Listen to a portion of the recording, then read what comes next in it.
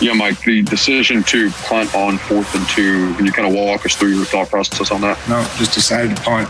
We gave a game ball to Lamar for his first playoff win, and now we're looking forward to the next one.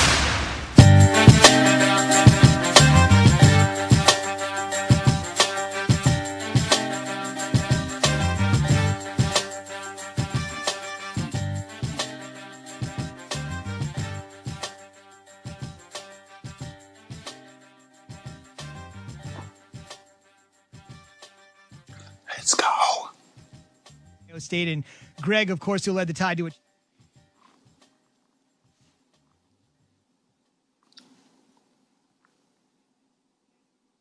Days and many other critics of Lamar Jackson saying he has yet to win a playoff game. Finally, those critics like myself and others can be silenced. And Key, I thought there was some symbolism. If you were watching the game yesterday on ABC and ESPN, I know you were in the film room with the fellas talking about it. What I thought was so apropos or maybe ironic, Lamar wanted this playoff win so bad. He ran off the field with like 20 seconds to go. He wanted to claim that victory before the clock hit zeros. Then they had to run him back out from the tunnel, back onto the field to speak with Lisa Salters. He wanted that one so bad. He's got it. And as a result, they are moving on, and they've got a big date on this coming weekend with the Buffalo Bills. Into the post game little tit for skirmish that could have potentially yesterday. We don't need to shake hands. We can wave from a distance, go into the tunnel because we don't need. I got another game to play next week, but not on you, Zubin, but on the people that want to set a certain narrative about this young man's ability to win in the playoffs. He played in 2 damn playoff games in 2 seasons. Like it's I get it. Peyton Manning was 0-3 and went on, and he's getting ready to go in the Hall of Fame.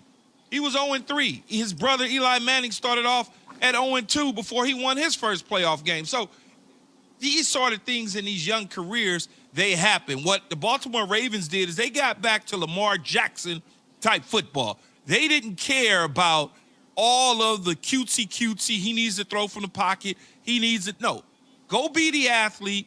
Go be the guy that we saw at Louisville, why we selected you in the first round. Just be a baller. Go out there and play street football. Go to the light pole, turn around, I'm going to throw it to you. I need y'all to block. I'm just going to drop back and I'm going to run. That's games in the National Football League. And quite frankly, it may be good enough to win a Super Bowl, believe it or not. Key, I looked up and I saw the score was 10-0 Tennessee, and I was like, well, that's over. That's over. Baltimore can't come back. You know, they're going to start pounding the ball with Derrick Henry, time and possession. And I got to give the Baltimore Ravens defense so much credit to hold Derrick Henry. We know how incredible of a year Derrick Henry has had. To 40 yards on 18 carries speaks volumes about this defense. And I also go back to this on Ryan Tannehill. It was interesting because it was an assessment, and you would expect a guy like Ryan Tannehill, 2 minutes left to go in the fourth quarter, down 20-13.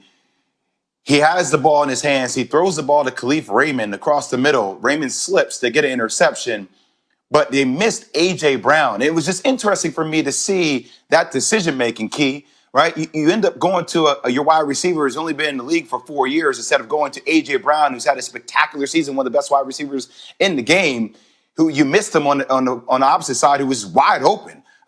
Those decision makings just seem like it haunted Tennessee. Not taking anything away from Baltimore, because Baltimore played a hell of a game, but that decision down the stretch, I didn't expect that from a veteran quarterback. You go to a guy that you know is going to get the job done for you. Well, Matt Judon and Calais Campbell and the defensive side of the ball, when they're up front twisting and stunting and double blitz A-gapping and doing all the different things that they do from a defensive standpoint, you sometimes will put certain things in quarterbacks' heads. They'll hold the ball a little bit longer. And in terms of Derrick Henry is a patient runner. If you stop him before he gets to the second wave of defender, then he's not, he can't take advantage of the secondary. You bottle him up. 7 hats to the ball, 8 hats to the ball at all times. As he's chopping those feet, trying to search and pick his way through a hole, you got to make sure you get off your blocks and you got to make sure that you're rallying to the football. And then if that happens, you can negate him and slow him down. That offense goes as far as he's going to go. And I think Baltimore made up in their mind that that's exactly what they were going to do. They were going to knock him around as much as they can. They're not big hits, just 4 and 5 people jumping on the pile. And when a guy JOPs jump on pile, that's a good thing. Most of the times, it's a bad thing. But in this instance, with a big back like that coming downhill at you, you don't want him to get going because he's a freight train. When he gets past the line of scrimmage, it's a different ball game. You hit him in the backfield or right at the line of scrimmage, it's a different situation. And I think Mike Vrabel made some key mistakes in the game from a coaching standpoint, punting the ball on 4th and 2 opposed to going for it. When you start to look at some of those decisions, it also attributed to Baltimore's win. And Zubin, I was okay with the Ravens dancing on the logo. I was okay with that. After the end of that game, for what they were able to go through, the way Tennessee did it last time they played, I was fine. No doubt about it. As Key referenced, they didn't shake hands after the Week 11 game. No need to do it yesterday. It's a brewing rivalry. We've seen the midfield stomp and what it means for respect and lack of respect. Last thing I would say, think about this on December 2nd, fellas. Not that long ago, a little over a month ago, December 2nd. How fast does this league move? The Ravens were 6-5 and people were burying them. 6-5 a little over a month ago. They end the season by winning 5 in a row, and now they're moving on to the divisional round of the playoffs. Incredible. On the way, more football. A national champion will be crowned tonight.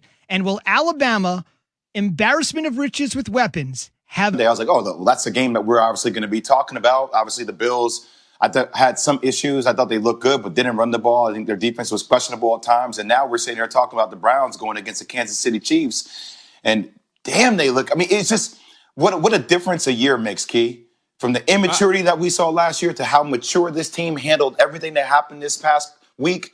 And for them to come out the way they did against the Steelers, it just kudos to them, man. My hat's off to Cleveland. But that all starts with the front office and Andrew Berry, along with Kevin Stefanski, bringing a different type of mindset. So now you can hand that off. Now, you remember the Cleveland Browns have been preparing for not necessarily losing the number of coaches and players that they lost for this particular game in the wild card situation in the postseason, but they had prepared, one of the handful of teams that had prepared at the beginning of the year for the what ifs. So they did that already, kind of like saying to themselves, something could happen. We need to be prepared. We need to have this situation.